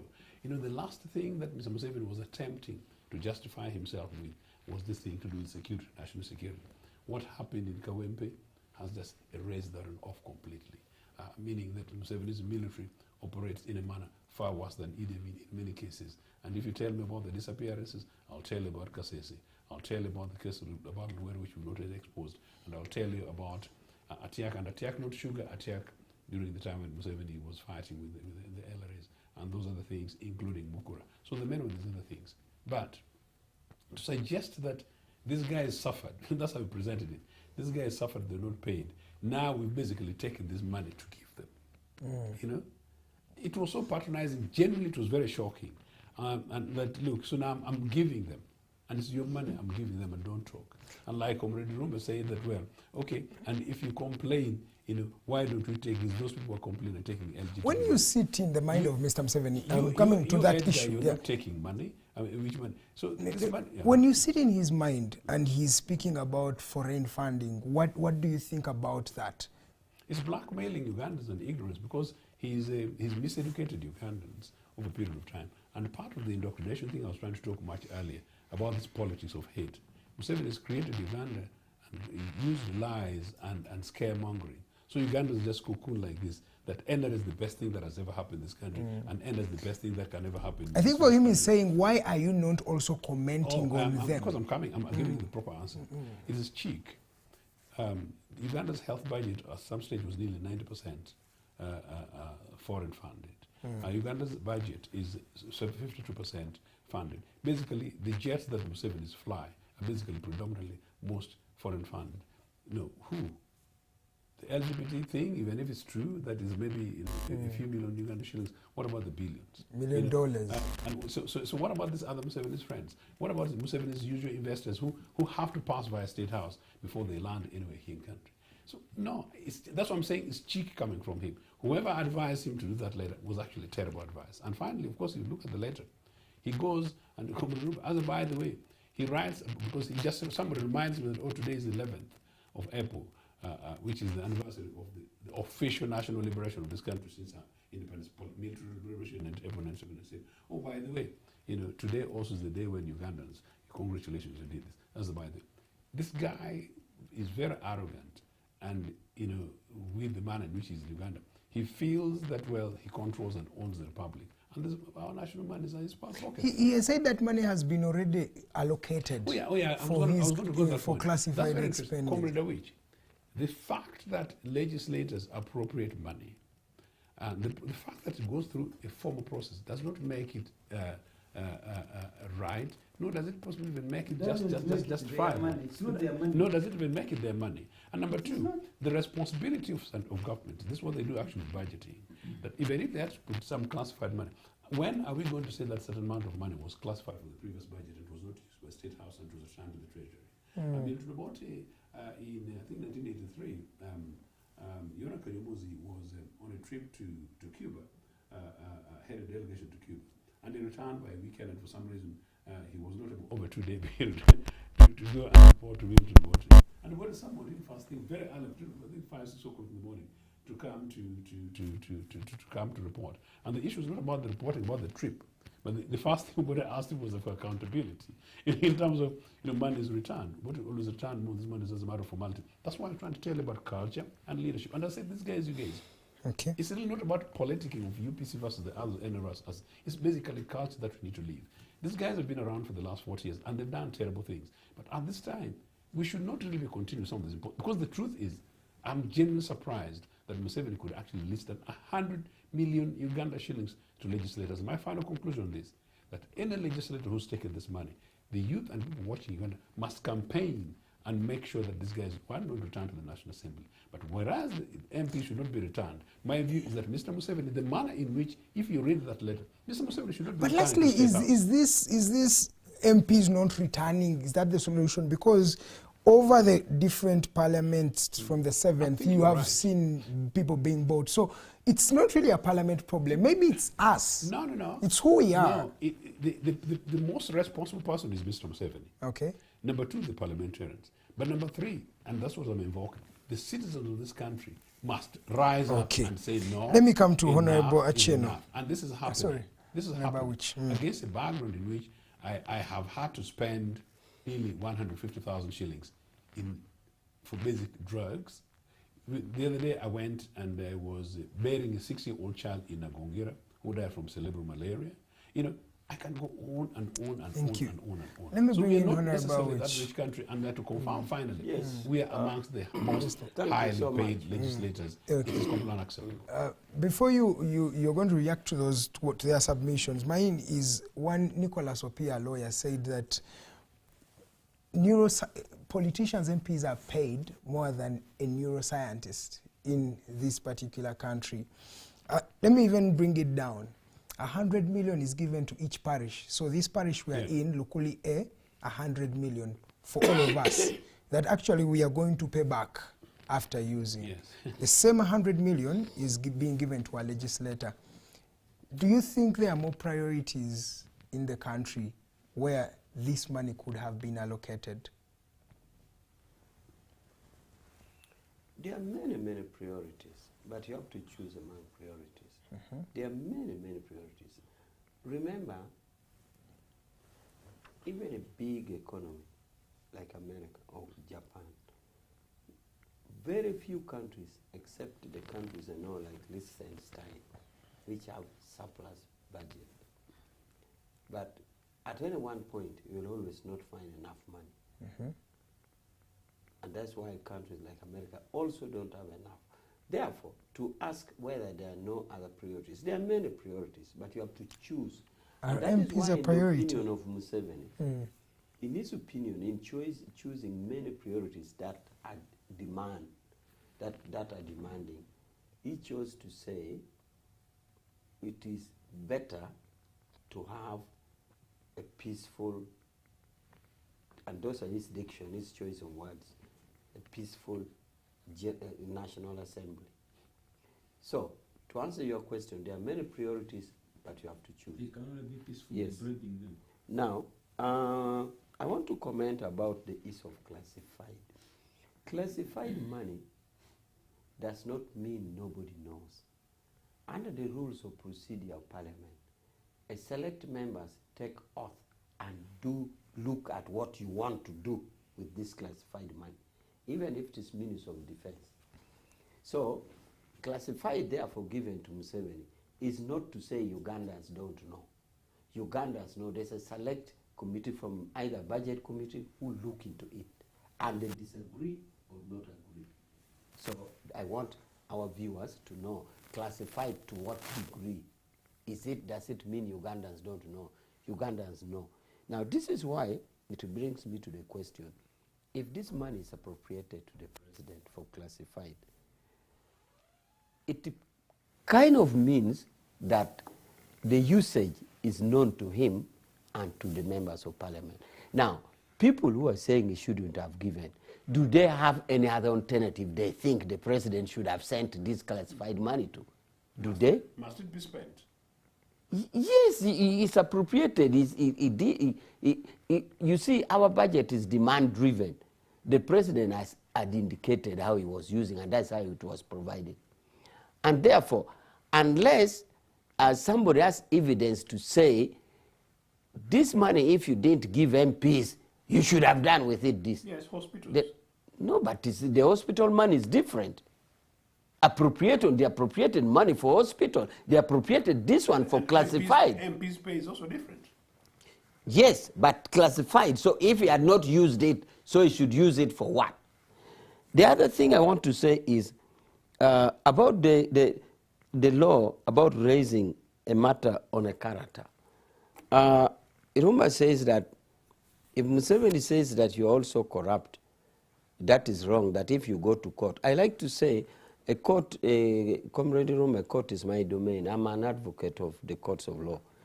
In courts of law, if you went and said, if you raise a matter of a character, of my character, I'm a thief or I'm a wizard, the law allows me to raise yours. The law, yeah, because this is a matter of law. It's not my wish. You can check. You have cousins who are lawyers. You have uncles who are lawyers.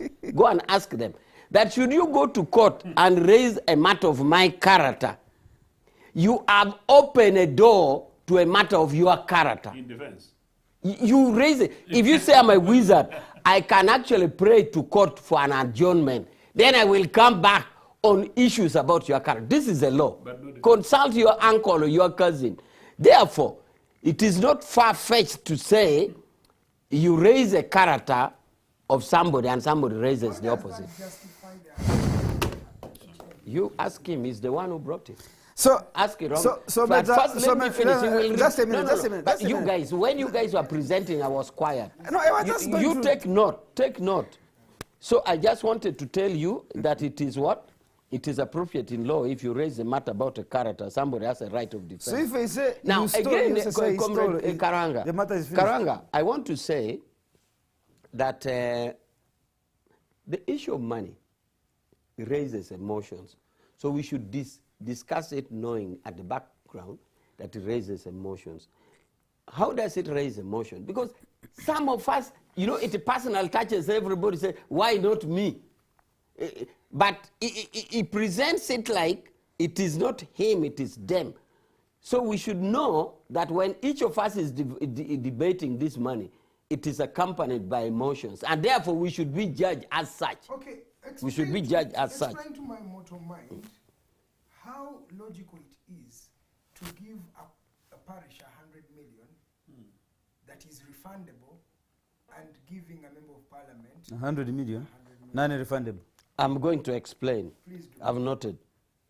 Now, about court martial that he raises, there's a clear principle in law that nobody can, I mean, we should, a parliament cannot legislate. Parliament cannot legislate to defeat a court ruling. That one I should assure viewers, that parliament cannot legislate to defeat or circumvent a court ruling. So the fears that parliament will legislate to circumvent a ruling is a fear. No, at least that is a projection. Yes, I'm not sure about it's a fear, so we should wait and see. Awich, please answer my question. I'm answering. No, the logic behind. Okay, maybe I answer your question, then you give me time to explain what I want. Because you're Let explaining me something answer and about because the of parish. time. Let me yes, answer about the please parish, answer but that please question. allow me to also explain what I want to. If you want, because I've noted it here, but if your question about parish is the logic between giving 100 million in a parish and giving a member of parliament. A member of parliament represents a constituency. You can know how many parishes are in the constituency. There are several parishes in the constituency it represents. A member of parliament sits in the National Assembly. But Your question service. your question amounts He's paid. to the cost of peace and the cost of democracy. Should the political body collapse in this country, all this you are talking about parishes and what will collapse. So the cost of peace, please let him speak. the cost of peace to maintain a peaceful situation, which I agree in the wisdom of the fountain of honor, is much more expensive than the parish you're biggest talking budget about. in our budget is the security budget. What does that security budget do? May you give me a minute? I Please do. just read something with my elder. My elder, all the responsibilities you have apportioned to members of parliament are correct. This is the reason why of all the institutions of government in Uganda, it is only parliament that appropriates its own budget, its own salary. Even the president's salary is determined by parliament. So those wise people sat down and saw the hard tasks of members of parliament. They gave them enough money. They even went ahead and gave them fuel based on the kilometers of their representatives. Yes. Constituency where they are coming from. A member of parliament in Kampala gets different fuel from a member of parliament from Aruba. They already know. They get salaries, they get money. So do not come here and say, the responsibilities are so huge. So I understand the president giving them 100 million. We already gave them enough money. My question I was asking is, doesn't the security budget foot the security of this country? Now, maybe I will learn to intervene in people's submissions. My cadre discipline of NRM is letting me down. Sorry. My cadre discipline is letting me down because it derails me. Sorry. I always pick a pen and a paper and I note what I will say apologize, later. my elder. And Sorry. unfortunately, even when I become disciplined and not down, you don't want me to respond. Maybe you prefer my interference. Because noting down is to save interference. But now when I've noted and I'm supposed to respond, you don't want. Now, I am still wanting to, I want to say, if I can answer this question of why the juxtapose of 100 million per parish vis-a-vis the million per parish, 100 million per parish is not cut because MPs have got. They are running concurrently. The ideology, the principle is still there. So the way you put it is as if MPs get 100, then the parish don't. No, for me, I'm paying back. The MP is not paying back. That is a different arrangement.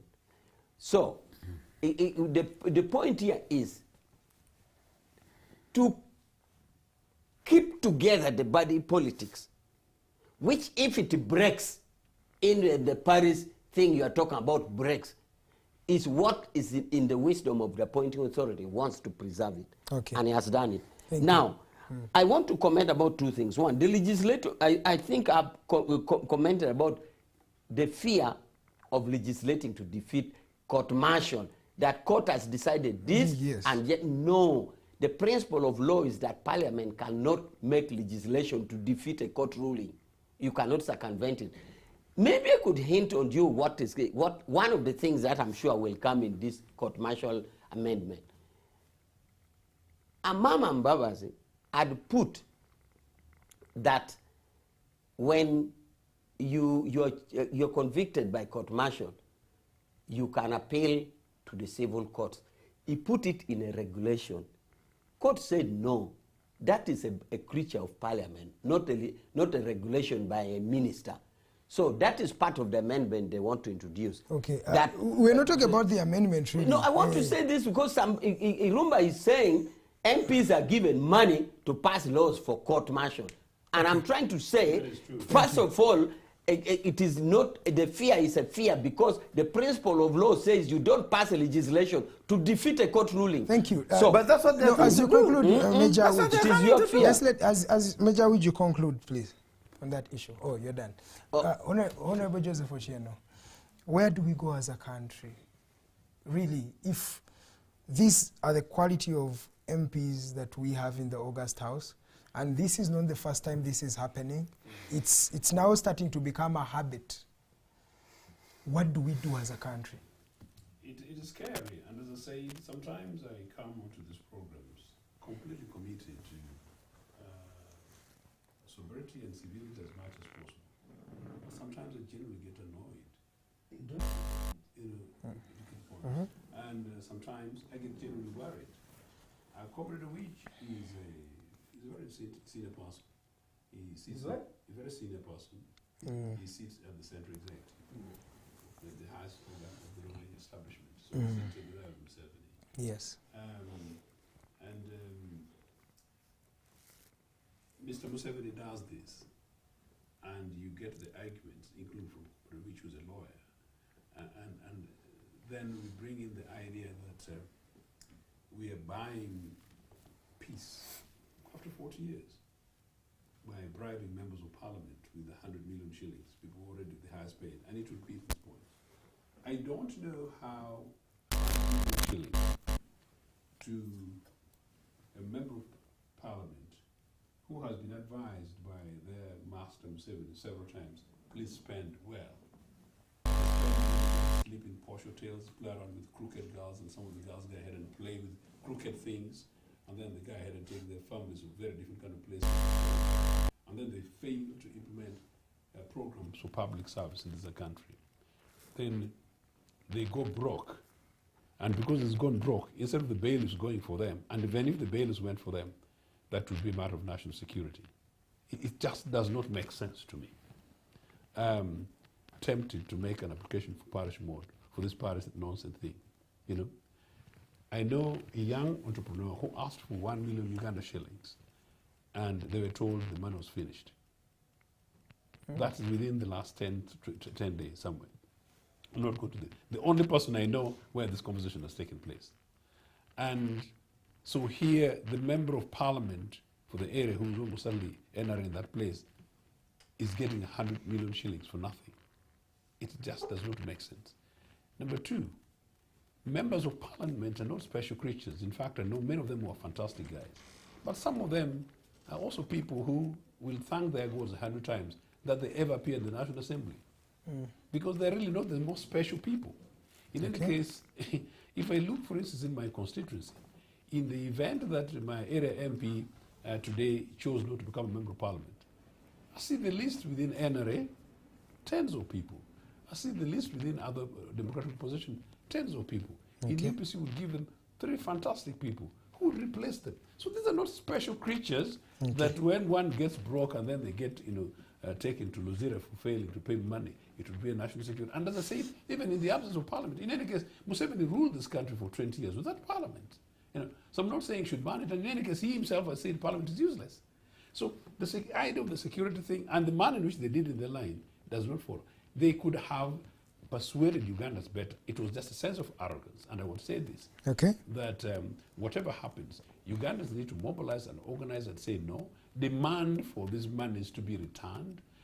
demand for review of these processes and make sure that come the next election, Mr. Museveni doesn't return, or many of these people, if not all these people who stole our money, don't return. And then we review policy in this country and we begin to make sure that a new dispensation, which will take this country in a new direction, and make sure that our national resources are mobilized and organized for our young, fantastic citizens like yourselves, including fantastic people in your control room. Thank you. Thank you. The lead. Thank because you I so said much. it's impunity, and I think it's an impunity which is sort of out of control, impunity with arrogance.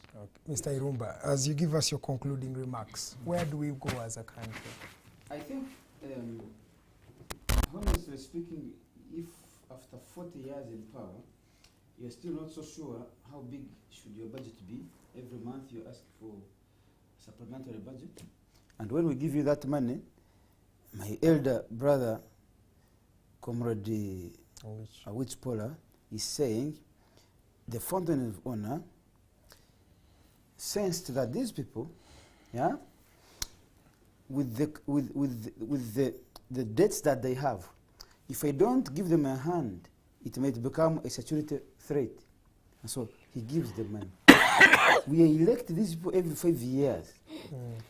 We think we choose the best. A person who has gone to school, that's why they even put minimum qualifications, because they anticipate that you know how to control your finances, you know how to plan for your family. Life skills, basic life skills. Now, Comrade Awich Pollar is telling us that actually the president is the father of all those 509 MPs. They don't know how to spend their money.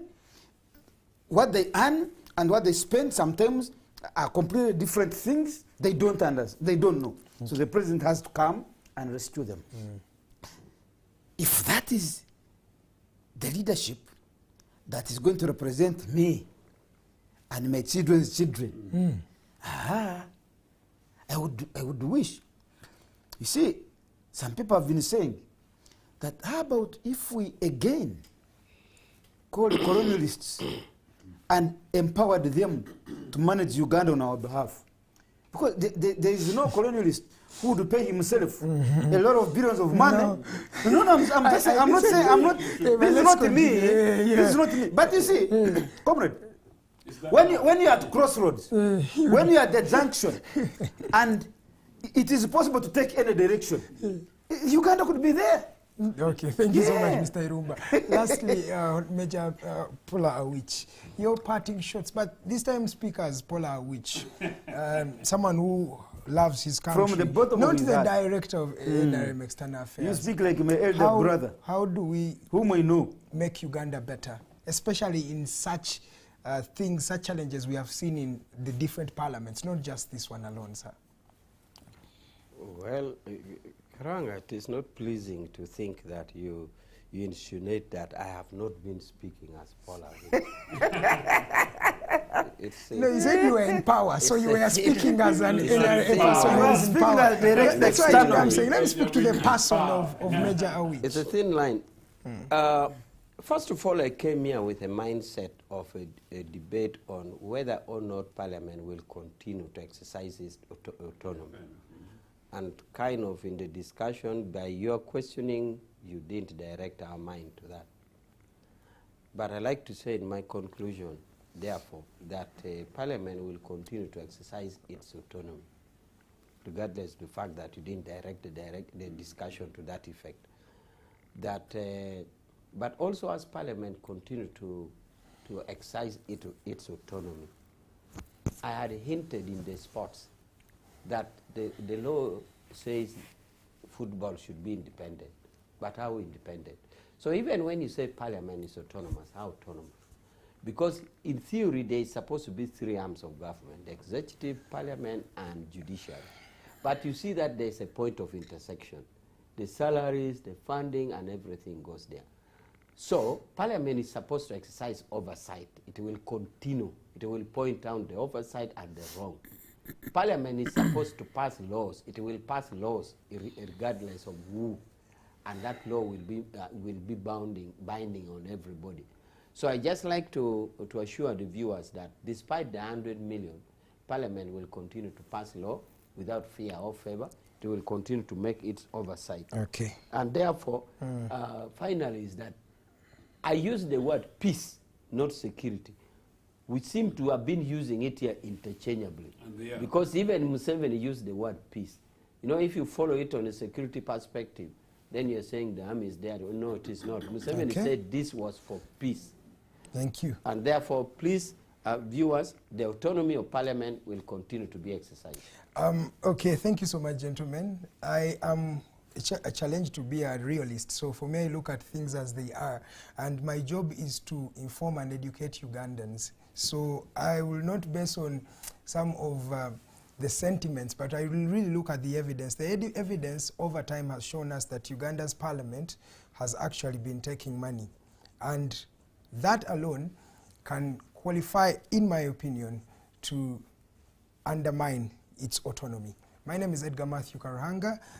We shall meet again tomorrow morning at exactly 8 a.m. I'll be here having a conversation with Uganda on the Mighty Drive show. Remember to follow us and watch all our different shows: The Voltage Show, Face the Nation, The Hotline, The Mighty Drive, The Snap Talk Show, and all the shows that happen throughout the week. From the entire team, God bless you. We shall see you again same time tomorrow, same station. Good evening, Uganda.